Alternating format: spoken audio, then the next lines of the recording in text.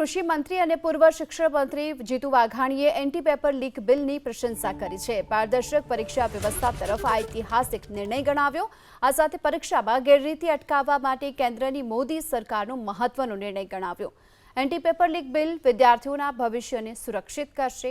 આ કાયદાનો મૂળ હેતુ વિદ્યાર્થીઓને દંડિત કરવાનો નથી, વિદ્યાર્થીઓની મહેનત, પ્રતિભા, સપનાઓનું રક્ષણ કરવાનો હેતુ હોવાની વાત કરી.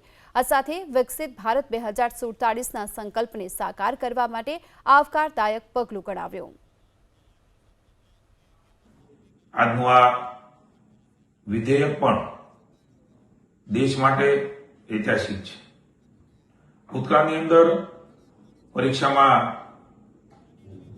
ગેરરીતિ કરનારો, પેપર લીક કરનારો કે માફિયાઓ છે, એ માફિયાઓ કાયદાની છટકબારીમાંથી છટકી શકતા હતા.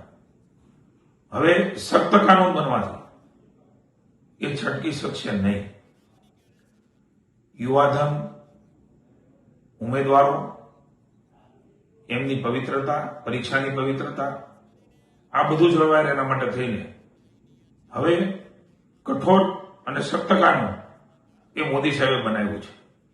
યુવાનો માટેની પ્રતિબદ્ધતા હંમેશા મોદી સાહેબ દર્શાવતા રહ્યા છે. ત્યારે એમનું ભવિષ્ય એ સુરક્ષિત રહે એના માટે થઈને અનેકવિધ પગલાઓ માનનીય મોદી સાહેબે લીધા છે.